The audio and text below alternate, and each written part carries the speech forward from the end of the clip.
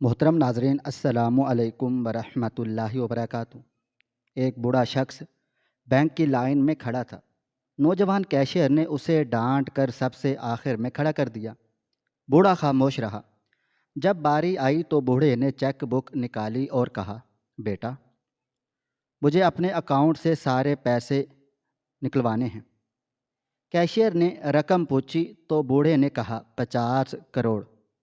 Cashier کے ہوش اڑ گئے۔ پتہ چلا کہ یہ سادہ سا بوڑھا شخص اس بینک کا سب سے بڑا۔ میں بابا جان کو بالکل خاموش نظروں سے دیکھ رہا تھا، جو آج پینٹ کوٹ کی بجائے دھوتی اور بنیان میں تھے۔ سر پر ایک پرانا کپڑا باندھ لیا تھا، چہرے پر مصنوعی داڑھی لگائی تھی اور آنکھوں میں بھر بھر کر کاجل۔ میں حیرت زدہ تھا۔ آج انہیں ہوا کیا ہے؟ میں کچھ کہتا اس سے پہلے ہی انہوں نے ایک ملازم کو دیکھا تھا اور بلند آواز میں بولے، اب ایک لاٹھی لے آؤ، ہم بالکل تیار ہیں۔ آج ہوگا ہمارے اسٹاف کا امتحان۔ جبکہ میں نے سر نفی میں ہلایا تھا اور انہیں دیکھتے ہوئے بولا، بابا، آپ کو اچانک یہ کیا دھن سوار ہوئی ہے؟ آپ مجھے بتائیں گے؟ آپ اس بینک کے مالک ہیں، میں CEO کی پوسٹ پر ہوں۔ آپ اس طرح کی حرکت کر کے کیا ثابت کرنا چاہتے ہیں؟ میری بات سن کر وہ نرمی سے بولے، کئی دنوں سے مجھے کچھ خبریں مل رہی ہیں۔ آنے والے لوگوں کے ساتھ ہمارا اسٹاف اچھا برتاؤ نہیں کر رہا۔ میں چاہتا ہوں نوکری ان لوگوں کو دی جائے جو اگلے کی عزت کرنا جانتے ہوں۔ اگر ہمارے آنے والے کسٹمر ہی ذلیل ہو کر جائیں گے، پھر ہم کاروبار کیسے کریں گے؟ ان کی بات سن کر میں نے گہری سانس لی تھی اور انہیں دیکھتے ہوئے بولا، یہ سب اصول ہوتا ہے، آپ چھوڑ دیں ان چیزوں کو، آپ آرام کریں، میں آفس جا رہا ہوں۔ میری بات سن کر وہ بولے، میں تمہارے ساتھ جاؤں گا اور آج لوگوں کے درمیان کھڑے ہو کر ان کی تکلیف جاننے کی کوشش کروں گا۔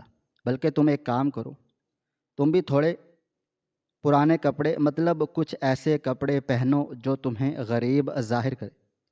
ہم دونوں مل کر آج اسٹاف ممبر کا امتحان لیں گے۔ ان کی بات سن کر میں فوراً سے بولا، میں ایسا کچھ بھی کرنے والا نہیں ہوں۔ میری ایک عزت ہے، معیار ہے۔ آپ کو نہ جانے کیا ہو گیا ہے، لیکن میرا دماغ اپنی جگہ پر بالکل موجود ہے، اس لیے فی الحال آپ مجھے پریشان نہیں کریں۔ میری بات سن کر ان کا چہرہ کافی بجھ گیا تھا۔ وہ مجھے دیکھتے ہوئے بولے، یعنی تمہاری نظر میں میری بات کی کوئی اہمیت نہیں ہے؟ بھولو مت ابراہیم، میں ابھی بھی اس بینک کا پریزیڈنٹ ہوں۔ تم CEO کی پوسٹ پر ہو۔ اگر میں چاہوں تو تمہیں ابھی کے ابھی اس پوسٹ سے بے دخل کر سکتا ہوں۔ ان کی بات سن کر میں نے گہری سانس لی تھی اور انہیں دیکھتے ہوئے بولا، آپ چاہتے کیا ہیں؟ میں کیا کروں بابا جان، میرا ایک معیار ہے۔ لوگ میری عزت میں کھڑے ہو جاتے ہیں، کوئی میرے سامنے کچھ بول نہیں پاتا۔ آج میں لوگوں کے درمیان کھڑا ہو جاؤں، آپ چاہتے کیا ہیں؟ میری بات سن کر وہ اب کھڑے ہو گئے تھے۔ ملازم لاٹھی لے کر آیا تھا جسے انہوں نے تھام لیا تھا اور اپنی کمر جھکاتے ہوئے بولے، آج تم میرے ساتھ چلو اور جیسا میں کہوں ویسا کرو۔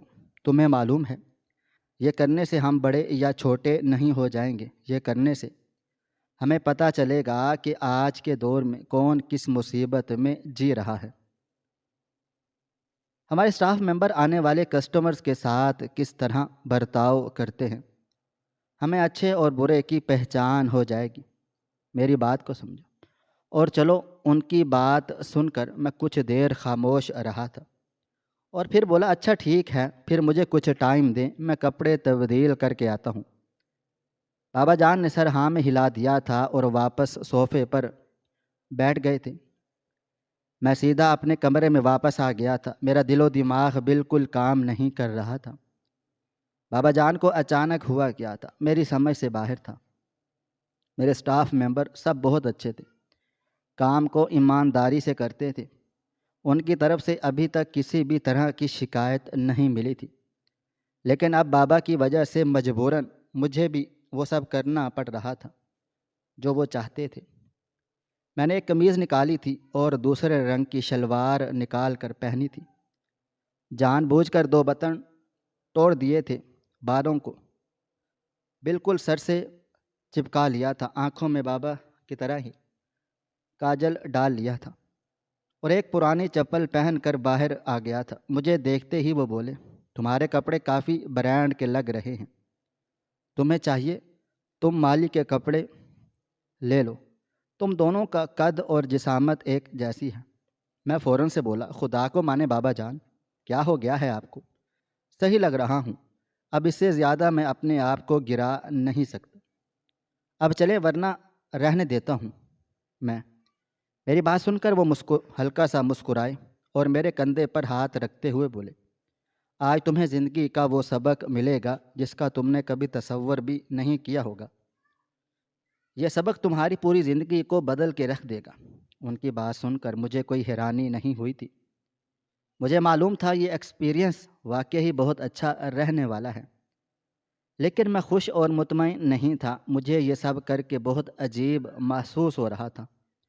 میں جیسے ہی گاڑی کی طرف بڑھنے لگا، بابا جان نے میرا ہاتھ تھام لیا تھا اور مجھے دیکھتے ہوئے بولے، ایسے لباس میں، ایسے حلیے میں بھلا کون بڑی گاڑی میں جاتا ہے؟ میں نے دیکھتے ہوئے بولا، اب آپ ہاتھ کر رہے ہیں بابا جان، میں ٹرانسپورٹ میں سفر کرنے کا بالکل بھی ارادہ نہیں رکھتا۔ میری بات سن کر وہ بولے، اگر تم بڑی گاڑی میں جاؤ گے تو تمہیں فوراً سے عزت دے دی جائے گی، بلکہ سب سے آگے کھڑا کیا جائے گا، یہی اصول ہوتا ہے۔ لیکن اگر ہم ایک معمولی ٹرانسپورٹ سے جائیں گے، ہمارے ساتھ بھی وہی سلوک ہوگا جو عام آنے والے کسٹمر کے ساتھ ہوتا ہے۔ ان کی بات سن کر میں فوراً سے بولا، نہیں بابا، ہم اس میں سفر نہیں کر سکتے، آپ جانتے ہیں کس طرح کے لوگ ہوتے ہیں، اور پھر آج کل کے ٹرانسپورٹ بالکل بھی صاف صفائی کا خیال نہیں رکھتے۔ ایک کام کرتا ہوں، میں کیب بک کروا لیتا ہوں، آسانی ہو جائے گی، آپ کی خواہش بھی پوری ہو جائے گی، اور اس میں کرایہ بھی اتنا نہیں لگتا۔ میری بات سن کر بابا بولے، غریب لوگوں کو ان سب چیزوں کا بھی علم نہیں ہوتا، وہ ایک سادہ زندگی گزارتے ہیں جس میں راستے میں چلنے والی ٹرانسپورٹ ہی ان کے سفر کا ذریعہ ہے۔ بابا جان کی باتیں میرا دماغ خراب کر رہی تھی۔ زندگی میں پہلی بار میں اپنے باپ سے الجھن محسوس کر رہا تھا۔ وہ زبردستی مجھے باہر لے آئے تھے، جس سوسائٹی میں ہمارا گھر تھا وہاں پر پبلک ٹرانسپورٹ ملنا بہت مشکل تھا۔ وہ اب مجھے مین روڈ کی طرف لے کر بڑھے تھے۔ میں انہیں دیکھتے ہوئے بولا، مین روڈ تک ہم اپنی گاڑی میں چل لیتے ہیں، آپ کتنا چلائیں گے مجھے؟ میں تھک رہا ہوں، وہ بولے، روزانہ ٹریڈ مل پر تم گھنٹہ گھنٹہ بھاگتے رہتے ہو، اب اگر تھوڑی بہت چہل قدمی باپ کے ساتھ کرنی پڑ رہی ہے تو تمہارے ناک منہ بن رہے ہیں، حد ہوتی ہے تماشے کی۔ جبکہ میں اب خاموش رہنے میں ہی عافیت جانی تھی۔ کبھی کبھی ہمارے گھر کے بزرگ ایسی حرکتیں کر جاتے ہیں کہ نوجوان نسل حیران و پریشان ہوتی ہے۔ کچھ ہی دیر کے بعد ہم مین روڈ پر آ گئے تھے، وہاں پر کافی گاڑیاں جا رہی تھی۔ ایک رشکا جیسے ہی قریب سے گزرا، میں نے فوراً اسے روک لیا تھا، بینک کا ایڈریس وغیرہ سمجھایا۔ اس نے فوراً سے حامی بھری تھی۔ میں بیٹھنے لگا تو بابا جان فوراً سے بولے، پیسے کا بھاؤ تال کر لو، کیا ہو گیا ہے؟ اس طرح کیوں بیٹھ رہے ہو؟ اگر اس نے زیادہ پیسے مانگے کہاں سے دو گے؟ میں نے اب حیرت سے بابا کو دیکھا تھا، یہاں پر اداکاری کرنے کی بھلا کیا ضرورت ہے؟ میں نے رکشے والے کی طرف دیکھا، وہ فوراً سے بولا، بھائی 500 روپے لوں گا، یہاں سے راستہ کافی لمبا ہے۔ اتنے پیسے ٹھیک تھے، لیکن بابا جان فوراً سے بولے، ہم غریب لوگ ہیں، اتنے پیسے نہیں دے سکتے، 300 ہی دوں گا، جاتے ہو تو بولو، نہیں تو کسی اور کو روکتا ہوں۔ رکشے والے نے میری طرف دیکھا، میرا چہرہ شرمندگی کے مارے لال سرخ ہو گیا۔ وہ بولا، بھائی بہت دور ہے، مجھے 2 کٹ لینے پڑیں گے، 500 روپے بالکل مناسب ریٹ ہے۔ جبکہ بابا دوسری طرف بڑھتے ہوئے بولے، اچھا پھر ٹھیک ہے، تم چلے جاؤ، میں کسی اور کو روک لوں گا۔ رکشے والا بولا، 400 روپے لوں گا، اس سے 1 روپیہ کم نہیں، مجھے معلوم ہے آپ لوگوں کو جانا ہے۔ اور کوئی دوسرا رکشے والا آپ کو اتنے پیسے میں نہیں لے کر جائے گا۔ اب آپ کی مرضی ہے، اگر جانا چاہتے ہیں تو بیٹھ جائیں، ورنہ میں آگے بڑھ جاتا ہوں۔ میں فوراً سے بابا جان کو دیکھتے ہوئے بولا، مت کرے بابا جان، اس طرح سے، وہ بھی غریب آدمی ہیں۔ اگر ہم غریب سے ہی بھاؤ تال کریں گے تو یہ کہاں کا انصاف ہے؟ ہم آج کے لوگوں کو دیکھنے کے لیے نکلے ہیں، غریب کو لوٹنے کے لیے نہیں۔ میری بات سن کر شاید انہیں سمجھ آ گئی تھی، وہ سر ہاں میں ہلا کر بولے، اچھا چلو ٹھیک ہے، ویسے بھی مجھے وقت پر بینک پہنچنا ہے، کہیں دیر نہ ہو جائے اور میرا کام ہی بن ہی نہ پائے۔ یہ کہہ کر وہ رکشے میں بیٹھ گئے تھے، جبکہ میں نے بے اختیار آسمان کی طرف دیکھا تھا اور اللہ تعالیٰ سے دعا کی تھی، اے رب العالمین مجھے صبر عطا کر۔ نہ جانے میرا باپ کیا کچھ کروانے والا تھا، لیکن میں جانتا ہی نہیں تھا کہ آج کا دن میری زندگی کس طرح سے تبدیل کرنے والا ہے، میری زندگی میں کون شامل ہونے والا ہے، ایک سرد انسان کس طرح ایک موم بننے والا ہے۔ میں خاموشی سے رکشے میں بیٹھ گیا تھا۔ جیسے جیسے رکشہ آگے بڑھ رہا تھا، شرمندگی سے میرا وجود جھکتا جا رہا تھا۔ مجھے پہلی بار بہت شرم محسوس ہوئی تھی۔ آج سے پہلے میں نے کبھی بھی اس طرح رکشے میں ٹریول نہیں کیا تھا۔ جب سے میں نے ہوش سنبھالا، اپنے ارد گرد بڑی گاڑیاں ہی دیکھی تھی۔ آج پہلی بار میں رکشے میں بیٹھا ہوا سفر کر رہا تھا۔ ایک لمبی مسافت طے کر کے ہم بینک پہنچ گئے تھے۔ بابا جان نے ہی رکشے والے کو پیسے دے دیے تھے۔ میں نے نظر گھمائی، بینک کے باہر کافی رش ہو رہا تھا، یقیناً لوگ پیسے نکالنے کے لیے اے ٹی ایم سے آئے ہوئے تھے۔ میں اور بابا دونوں نے چہرے پر ماسک لگا لیا تھا۔ بابا اس برانچ میں زیادہ نہیں آئے تھے، ان کا پہچاننا بہت مشکل تھا، لیکن میں یہاں چکر لگاتا ہی رہتا تھا، اس لیے میں نے ماسک کو اچھی طرح اپنے چہرے پر کور اپ کر لیا تھا۔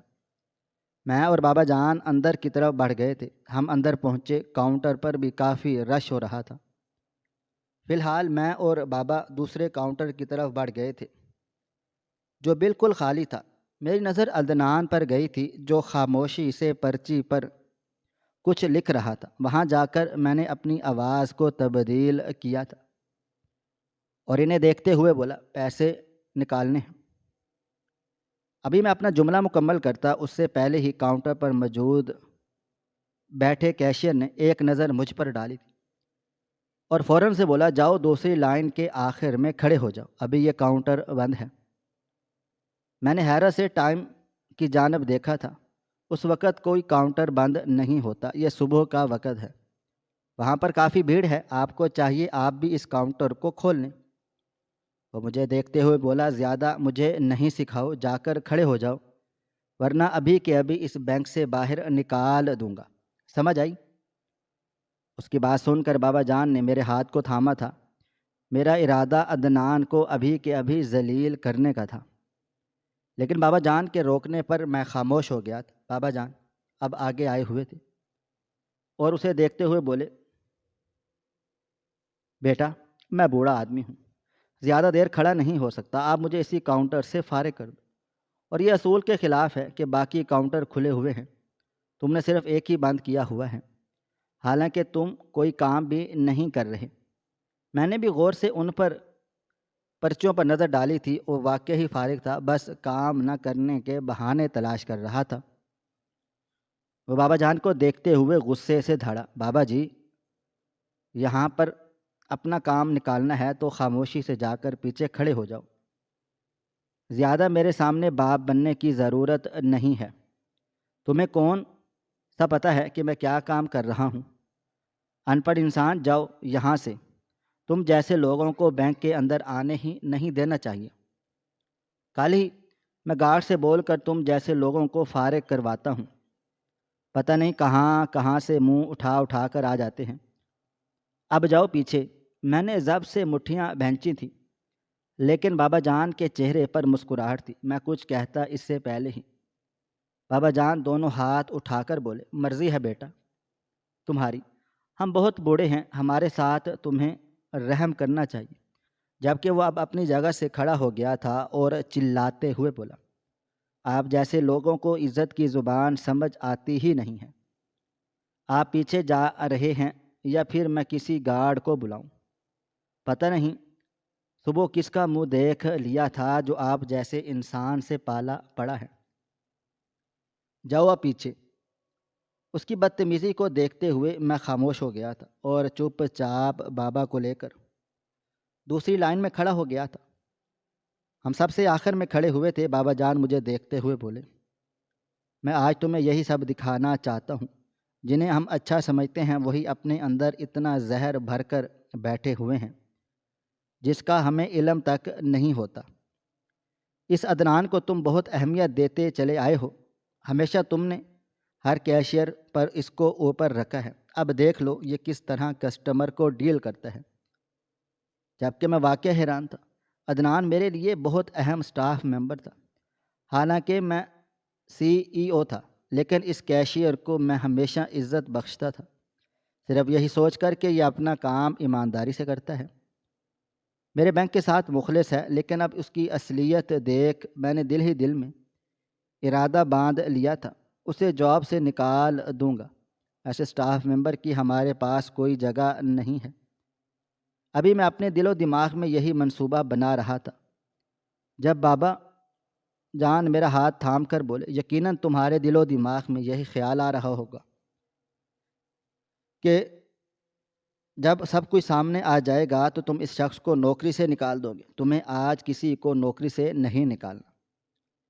ہمیں کئی چہرے دیکھنے کو ملیں گے اور ہم ہر چہرہ دیکھیں گے بھی، اسے فیس بھی کریں گے، لیکن کسی کو نوکری سے نہیں نکالیں گے، بلکہ ہر شخص کو سبق دیں گے جو تم کر رہے ہو وہ غلط ہے۔ اگر تم اسی ٹریک پر چلتے رہے آگے جا کر نقصان اٹھاؤ گے۔ تم نے نوٹ کیا ہوگا ہمارے بینک میں زیادہ تر نوجوان ہیں۔ اگر آج ہم انہیں یہاں سے نکال دیں گے تو یہ پھر وہی غلطی دہرائیں گے۔ ہم انہیں اپنے پاس ہی رکھیں گے، بس انہیں ان کی غلطیاں بتائیں گے تاکہ یہ اپنی غلطی کو سدھار سکے۔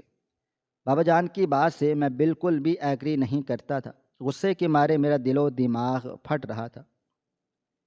ابھی میں اپنی سوچوں میں گم تھا جب بینک میں ایک لیڈی داخل ہوئی تھی۔ وہ بھی سیدھا دوسرے کاؤنٹر کی طرف چلی گئی تھی۔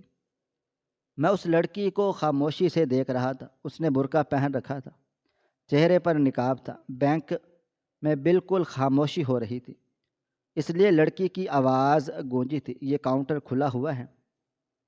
عدنان نے معمول کے مطابق اسے بھی ہماری ہی طرح جواب دیا تھا۔ جب یہاں کلوز کا بورڈ لگا ہے تو آپ یہاں کیوں آئی ہیں؟ دوسری جگہ جائیں، وہ لڑکی بولی۔ لیکن یہ کاؤنٹر جب کھلا ہوا ہے تو آپ کیوں کام فراہم نہیں کر رہے؟ کام نہیں کر رہے؟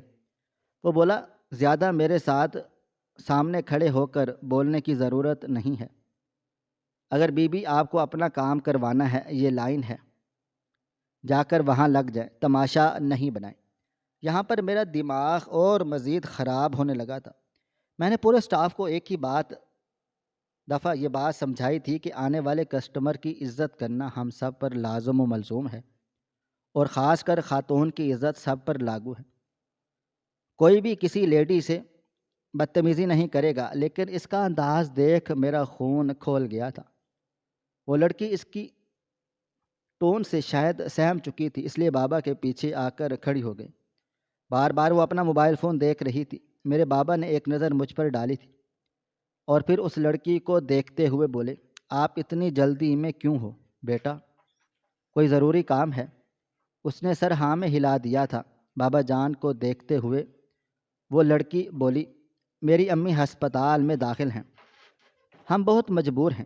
یہ چیک مجھے امداد کے طور پر ملا ہے، صرف 10,000 کا۔ مجھے پیسے کیش کروانے ہیں، لیکن یہ دوسرا کاؤنٹر کھول ہی نہیں رہے۔ آج کے دور میں نہ جانے لوگوں کو کیا ہو گیا ہے، کسی کی پریشانی ہی نہیں سمجھتے۔ اس لڑکی کی بات سن کر میں سنجیدگی سے بولا، آپ ایک دفعہ پھر جائیں، اپنی پریشانی بتائیں، ہو سکتا ہے آپ کی بات سن لیں۔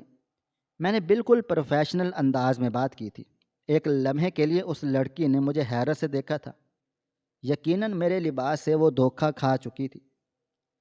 بابا جان نے بے اختیار میرے ہاتھ کو تھام کر مجھے خاموش کروایا تھا اور خود اس لڑکی کو دیکھتے ہوئے بولے، ایک کام کرو، جا کر بول کر دیکھو بیٹیا، ہو سکتا ہے کہ آپ کی بات سن لیں۔ جبکہ وہ لڑکی سر ہاں میں ہلا کر ایک دفعہ پھر اسی کاؤنٹر پر گئی تھی اور روتے ہوئے بولی، سر پلیز میرا کام کر دیں، میری والدہ ہسپتال میں داخل ہیں، مجھے پیسے لے کر جانا ہے، لائن بہت لمبی ہے، پلیز میری درخواست قبول کر لیں۔ جب اچانک عدنان نے سامنے رکھا ہوا گلاس زور سے زمین پر دے مارا تھا اور اس لڑکی کو دیکھتے ہوئے بولا، باہر نکلو، کوئی ضرورت نہیں ہے یہاں پر کسی بھی طرح کا کیش کروانے کی، جاؤ یہاں سے، تم جیسے ہی لوگ ہی اصولوں کی پاسداری نہیں کرتے، وہ رہا دروازہ، نکلو یہاں سے۔ جبکہ وہ لڑکی عدنان کو دیکھتے ہوئے بولی، کچھ تو لحاظ کرو، میں خاتون ہوں، آپ کس طرح کی بات کر رہے ہیں اور یہ کیا طریقہ ہے؟ وہ کافی سہم چکی تھی، غصے کے مارے میرا خون کھول رہا تھا، میرے بینک میں یہ سب ہوتا تھا، مجھے بالکل بھی اندازہ نہیں تھا، آج پہلی بار میں اپنی آنکھوں سے یہ تمام واقعہ دیکھ رہا تھا۔ میرے بابا مجھے دیکھتے ہوئے دھیمی آواز میں بولے، میں تمہیں یہ سب دکھانا چاہتا تھا، ہمیں لگتا ہے کہ ہمارا اسٹاف بہت اچھا ہے، آنے والے کسٹمر کو بہت اچھے سے ڈیل کر رہا ہے، یہ دیکھو ان سب کی اصلیت، میں نے ضبط سے مٹھیاں بھی بھینچ لی تھی۔ بابا جان بہت کم اب بزنس کو دیکھتے تھے، یہ سب میرے ہی ہاتھ میں تھا۔ مجھے آج پہلی بار شرمندگی محسوس ہو رہی تھی کہ آج میں اپنے باپ کے سامنے جھوٹا پڑ چکا ہوں۔ وہ مجھے دیکھتے ہوئے مزید بولے، خیر اب اس لڑکی کی مدد کروں، فون کر کے حکم دو تاکہ کوئی آ کر اس کا مسئلہ حل کر سکے۔ ان کی بات سنتے ہی میں دھیمی آواز میں بولا، کیوں نہ، اس عدنان کا دماغ میں خود جا کر درست کروں، ابھی کہ ابھی اس کو جاب سے نکالتا ہوں۔ جبکہ میرے بابا مجھے دیکھتے ہوئے بولے، میں نے ابھی تھوڑی دیر پہلے ہی تمہیں ایک بات سمجھائی ہے، ہمیں کسی کی روزی نہیں چھیننی، اسے صرف اور صرف عقل دینی ہے، جو تم کر رہے ہو وہ غلط ہے، اس طرح وہ باغی ہو جائے گا اور ہر ایک کے ساتھ بدسلوکی سے پیش آئے گا۔ اگر آج تم اسے سبق دو گے، اس کو سمجھاؤ گے، اسے سیدھی راہ پر لانے کی کوشش کرو گے، ہو سکتا ہے کل کو وہ اچھا کام کریں۔ ابھی وہ مزید کچھ کہتے اس سے پہلے ہی وہ عورت چکرا کر زمین پر بیٹھ گئی تھی، شاید اپنی ماں کی ٹینشن اور اس معاملے کو وہ برداشت نہیں کر پائی تھی۔ میرے قدم بے اختیار اس کی طرف بڑھنے لگ گئے تھے، لیکن میرے بابا جان نے مجھے اس دفعہ بھی تھام لیا تھا، میں اس طرح ابھی سامنے نہیں آ سکتا تھا۔ فیمیل سٹاف فوراً سے آگے آئی تھی، اس لڑکی کو تھام کر وہاں موجود بینچ پر بٹھا دیا اور اس کا نقاب ہٹا دیا تھا۔ جیسے ہی نگاہ اس کے چہرے پر گئی میری، لمحے بھر کے لیے میں اپنی جگہ پر سن ہو کر رہ گیا تھا۔ وہ دیکھنے میں بلا کی حسین و جمیل تھی، دودھ سے بھی زیادہ سفید رنگت، بڑی بڑی آنکھیں، خوبصورت تراشا ہوا چہرہ، اسے دیکھ کر کسی شہزادی کا گمان ہوتا تھا۔ آج سے پہلے میں نے اتنی حسین لڑکی کبھی نہیں دیکھی تھی۔ ایسا نہیں تھا کہ میں حسن نہیں دیکھ پاتا تھا، بلکہ ایسی معصومیت نہیں دیکھی تھی۔ میں اپنی جگہ پر بالکل تھم گیا تھا۔ اس فیمیل سٹاف نے پانی کا گلاس اس لڑکی کی طرف بڑھا دیا، وہ روتے ہوئے بولی، میری ماں ہسپتال میں ہے، مجھے پیسے لے کر جانے ہیں، ڈاکٹر ٹریٹمنٹ نہیں کریں گے، پلیز یہ پیسے کیش کروا دیں، میں بہت پریشانی میں یہاں پر آئی ہوں۔ ابھی وہ لڑکی کچھ کہتی اس سے پہلے ہی عدنان وہاں سے چیخا چلایا تھا، نکالو اس کو، کسی اور برانچ میں جا کر اپنا کام کروائیں، ایسی عورتوں کو بینک میں آنے بھی نہیں دینا چاہیے، بہت ہی بڑی ڈرامے باز ہوتی ہیں۔ وہ فیمیل سٹاف بے اختیار بولی، عدنان بھائی تمیز سے پیش آئیں، کیا ہو گیا ہے؟ وہ عورت ہے، آپ کس طرح سے چیخ چلا رہے ہیں؟ جب عدنان فوراً بولا، تم خاموش رہو، جونیئر ہو، عزت کرو میری، میں جو کہوں گا وہی ہوگا۔ جبکہ ساتھ والے کاؤنٹر پر بیٹھا ہوا شخص بھی بولا، تمہیں کیا مسئلہ ہو رہا ہے؟ مریم ویسے تمہیں ہر ایک لڑکی سے ہمدردی ہونا شروع ہو جاتی ہے۔ وہ صحیح بول رہا ہے، بلا وجہ آ کر الجھے گی تو اسی طرح سے ذلیل کیا جائے گا۔ میں حیرت سے دیکھ رہا تھا کہ بینک میں کب اس طرح کی بدتمیزی ہونے لگی۔ بابا جان نے میرا ہاتھ تھام لیا تھا اور نرمی سے بولے، کال کر کے تم مینیجر کو بولو کہ وہ آ کر اس کی مدد کر دے۔ اور میں اب ایک طرف ہو گیا تھا، موبائل فون نکال کر فوراً ہی مینیجر کو مختصر تمام تر صورتحال سمجھائی تھی۔ وہ فوراً ہی نیچے آ گیا تھا۔ میں اب واپس بابا کے پاس آ کر کھڑا ہو گیا تھا۔ اس نے آتے ہی مریم سے حالات کے بارے میں تصدیق کی۔ مریم نے ڈھکے چھپے لفظوں میں عدنان کی شکایت کی تھی، مگر میں اشارے سے ابھی فی الحال اسے روک چکا تھا۔ اس نے بس خاموشی سے لڑکی کا مسئلہ حل کیا اور اسے رخصت کر دیا، جبکہ میں نہ چاہتے ہوئے بھی اس لڑکی کو بس دیکھتا جا رہا تھا۔ وہ کون تھی، کہاں سے آئی تھی، کچھ پتہ نہیں تھا، لیکن اس کی تصویر میرے دل میں کہیں نقش ہو گئی تھی۔ مینیجر صاحب مجھے اور بابا کو دیکھ کر اوپر چلے گئے تھے۔ عدنان انکل سے تھوڑا سا سیدھا ہو کر بیٹھ گیا تھا، مگر اب بھی اس کی اکڑ پہلے کے جیسی ہی تھی۔ میرے پاس خاموشی سے اس کے تیور دیکھ رہا تھا۔ دھیرے دھیرے لوگ اپنا کام اسی ایک کاؤنٹر سے کروا رہے تھے اور جاتے جا رہے تھے۔ اب میرے نمبر میرے بابا کا آیا تھا۔ انہوں نے چیک اس کاؤنٹر پر بڑھاتے ہوئے نرمی سے کہا، مجھے اپنے سارے پیسے اس بینک سے نکالنے ہیں۔ میں ایسے بینک میں اپنا پیسہ نہیں رکھنا چاہتا جہاں پر آنے والی عوام کے ساتھ اس طرح کا برتاؤ کیا جائے۔ بابا جان مزید کچھ کہتے اس سے پہلے ہی عدنان بولا، ہاں ہاں نکالو اس کے پیسے، 5-6 ہزار روپے ہوں گے۔ کس طرح کھڑے ہو کر بدتمیزی کر رہا ہے۔ میرا بس نہیں چل رہا تھا کہ اس انسان کا ہاتھ پکڑ کر اپنی برانچ سے نکال دوں۔ ایسے لوگوں کو میں اپنے ارد گرد بھی بالکل برداشت نہیں کرتا تھا، لیکن ابھی فی الحال میں اپنے باپ کی وجہ سے مجبور تھا۔ بابا جان نے ایک نظر عدنان پر ڈالی تھی اور اب چیک پر دستخط کرتے ہوئے بولے، پورے 50 کروڑ روپے ہیں میرے اکاؤنٹ میں، نکالو پیسے۔ یہ کہتے ہی بابا جان نے اپنے سر پر باندھا ہوا وہ کپڑا کھولا تھا، چہرے پر لگائی ہوئی مصنوعی داڑھی نکالی تھی۔ بابا جان کے پیچھے اب کوئی نہیں تھا سوائے میرے عدنان، سامنے بیٹھا ہوا کیشیئر اور ایک اور کیشیئر، تینوں کھڑے ہو گئے تھے۔ پاس موجود چند فیمیل سٹاف اور میل سٹاف وہ بھی قریب آ گئے تھے۔ میں نے بھی اپنے چہرے سے اب ماسک ہٹا دیا تھا۔ ان سب کا اوپر کا سانس اوپر اور نیچے کا نیچے سانس رہ گیا تھا۔ میں عدنان کو دیکھتے ہوئے بولا، تم آنے والے کسٹمر کے ساتھ اس طرح سے برتاؤ کرتے ہو؟ میں نے تمہیں اس لیے اپنے بینک میں رکھا ہوا ہے۔ میری بات سنتے ہی وہ اپنے کاؤنٹر سے باہر آ گیا تھا اور مجھے دیکھتے ہوئے بولا، سر دراصل کچھ لوگوں کے ساتھ اس طرح برتاؤ کرنا پڑتا ہے کیونکہ وہ بدتمیزی کرتے ہیں اور ہم پر حاوی ہونے کی کوشش کرتے ہیں۔ وہ مزید کچھ کہتا اس سے پہلے ہی میں دھاڑا، تمہارا بدتمیزی کرنا میں دیکھ چکا ہوں۔ وہ لیڈی جو اپنی ماں کی طبیعت کا بتا رہی تھی، اس کی بات سننے کی بجائے تم گلاس نیچے زمین پر پھینک کر توڑ رہے ہو۔ یہ کہتے ہی میں نے دوسرے کاؤنٹر کے کیشیئر کو دیکھا تھا اور غصے سے بولا، اور تم؟ وہ عورت بے ہوش ہو گئی اور اسے دیکھ کر تم بکواس کر رہے ہو کہ خواتین ڈرامے کرتی ہیں؟ تمہارے گھر کے اندر موجود تمہاری ماں، بہن یا بیوی بیٹی بیمار ہوتی ہے، کیا وہ ڈرامے کرتی ہے؟ یہ تربیت کی ہے تمہارے گھر والوں نے۔ باہر موجود عورت کو اپنے گھر کی عورت سمجھ کر ان کی عزت کرو، لیکن تم جیسے بغیرت لوگ میرے بینک میں بیٹھ کر یہ تماشے کر رہے ہو۔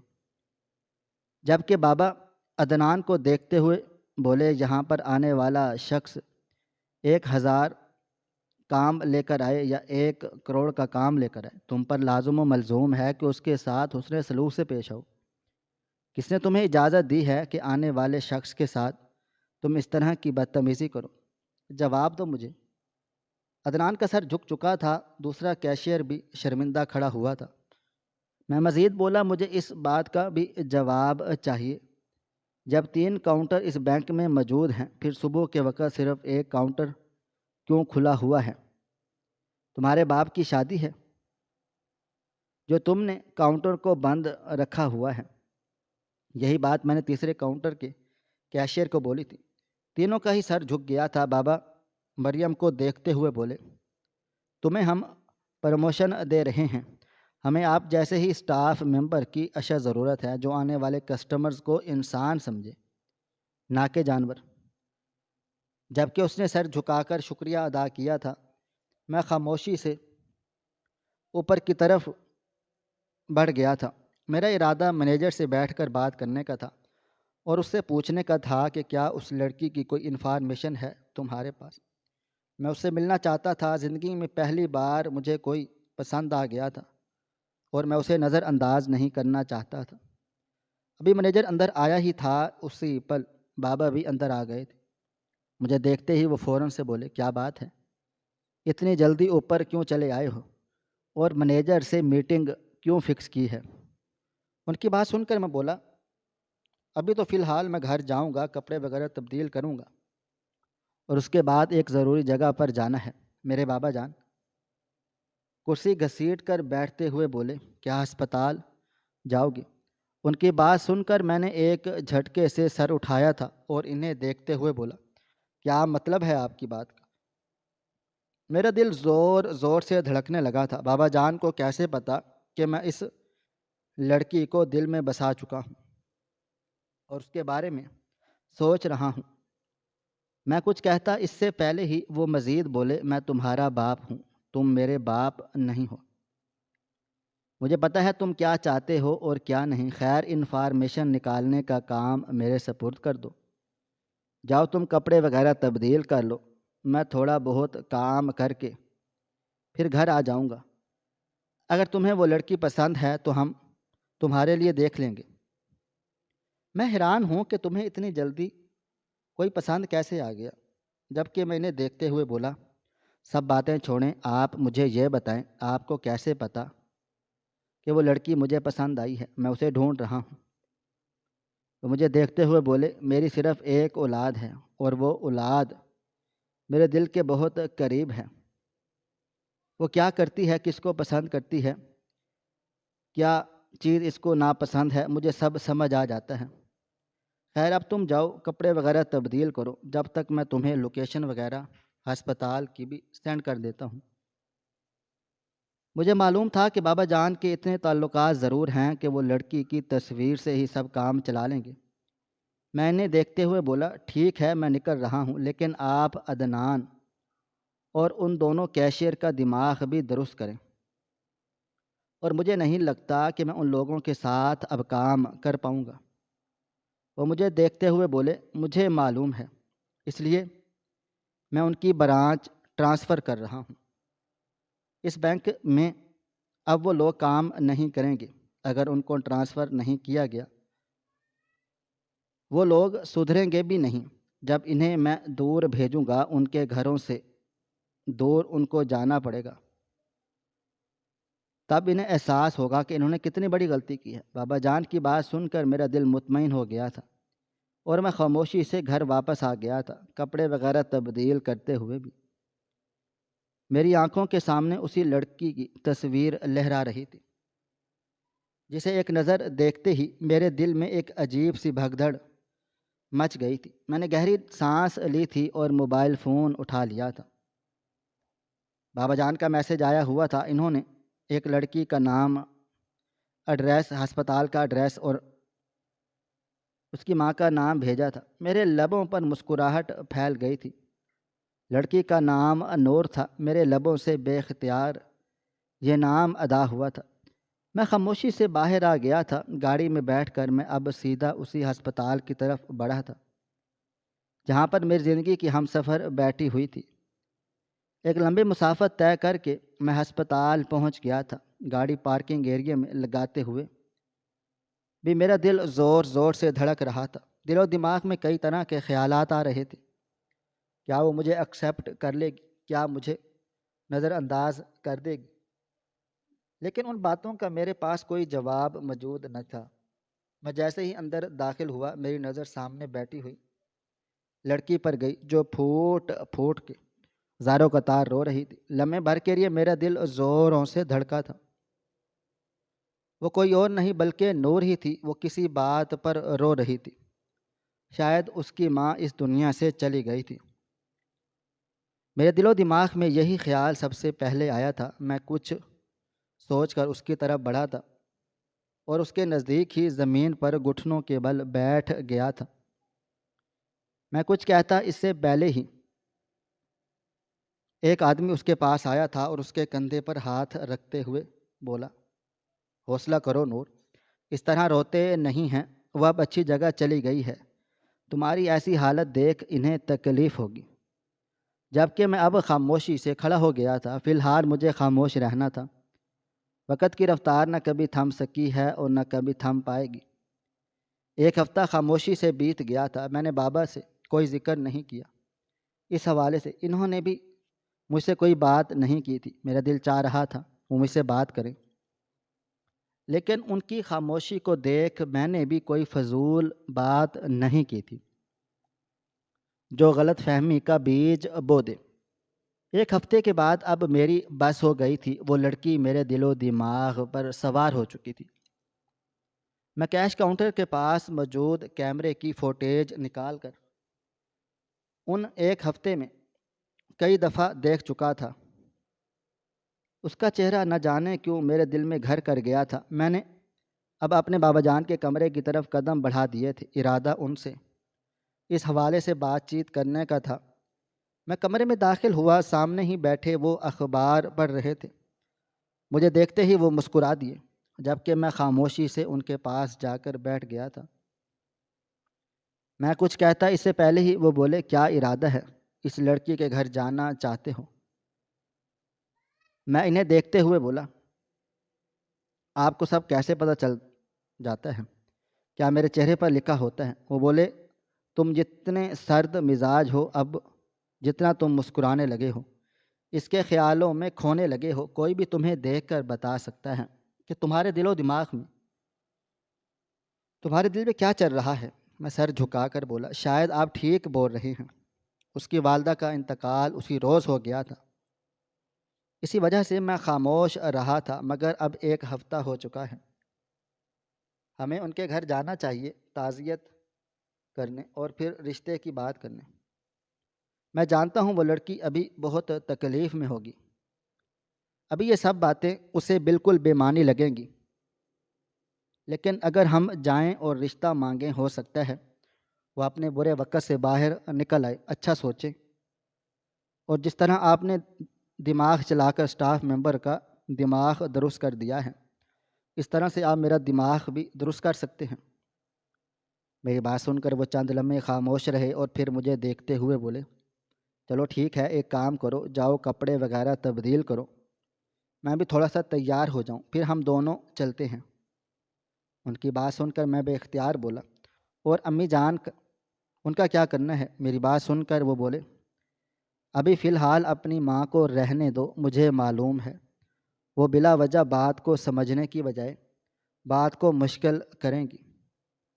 میں پہلے اس کا گھر دیکھنا چاہتا ہوں، اس کا رہن سہن دیکھنا چاہتا ہوں، اس حساب سے تمہاری ماں کو سمجھاؤں گا اور پھر ہم تمہاری ماں کو بھی لے کر جائیں گے، اور مجھے امید ہے کہ وہ لوگ اتنے شاندار رشتے کو کبھی بھی انکار نہیں کریں گے۔ بابا جان کی بات سن کر میرا دل مطمئن نہیں ہوا تھا۔ انسان جتنا ان چیزوں کو لے کر لاپرواہ ہو جاتا ہے، اتنا ہی ایک شخص ان سب چیزوں کو لے کر پریشان ہو جاتا ہے۔